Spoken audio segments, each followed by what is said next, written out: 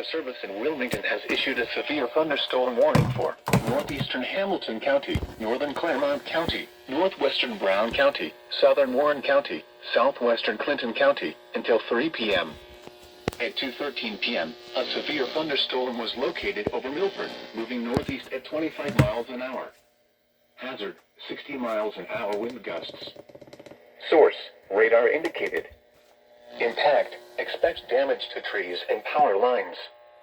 Locations impacted include Mason, Lebanon, Loveland, Montgomery, Milford, Lancaster, Mount Orab, Marymount, Bethel, Williamsburg, Terrace Park, Batavia, Morrow, Camp Dennison, Remington, Plainville, Kings Island, 16-mile stand, the village of Indian Hill, in South Lebanon.